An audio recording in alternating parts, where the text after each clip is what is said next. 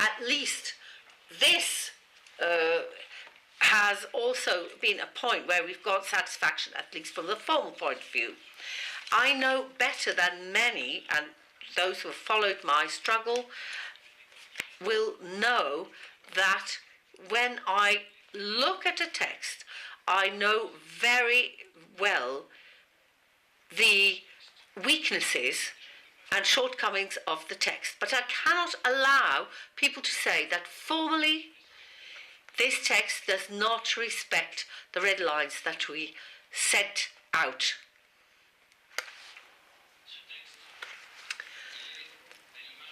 This text is just like all the human rights struggles. It's not satisfactory. It is not complete. And when we say incomplete, when we look at the situation in the world today, I think of something which happened recently. And I have to tell you today, because it's something which upset me very greatly a few weeks ago. In Doha, the triumphal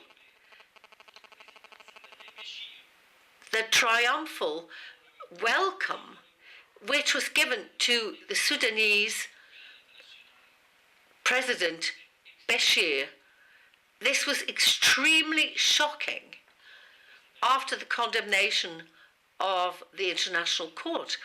And there was a silence around him.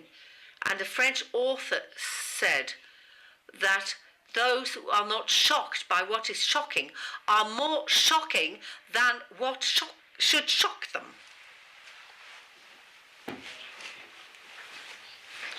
I myself was profoundly shocked, because if there is a success, a progress to be seen in international rights, human rights in the last 50 or 60 years, it is this international body of law which tries to deal with dictators, but it's still very fragile.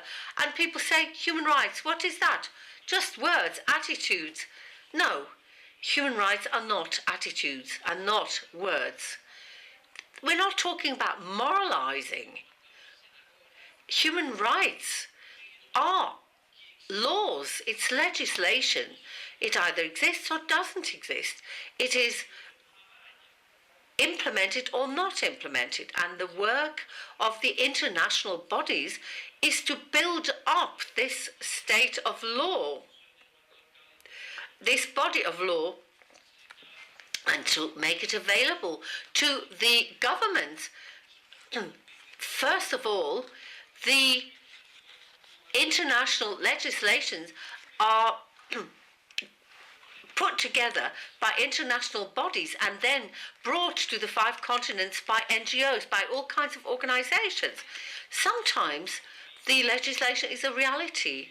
In The Hague, behind bars, there are people nowadays who have been arrested for having committed war crimes, for having hired child soldiers. This is a reality. And this reality didn't just come down from heaven. It's the fruit of this multilateral diplomacy in the field of human rights.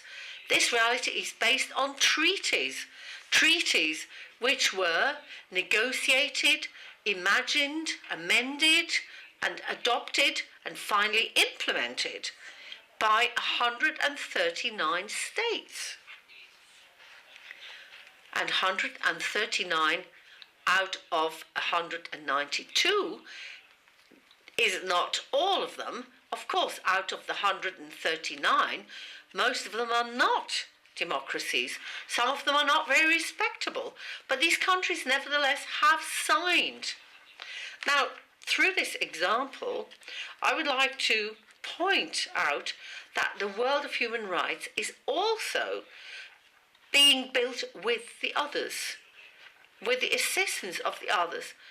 What would be the worth of an international court of law if it had only been built by the European Union and the United States and a few others? it would not have any power at all. It would not be able to bring to life this idea of universality, which we celebrated last year on the occasion of the 60th anniversary of the Universal Declaration. France has always been at the heart of this combat.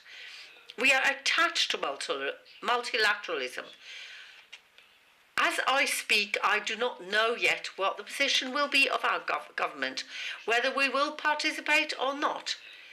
And I say that perhaps this is a question of secondary importance. It is what you are saying. It's the work you're doing that is important.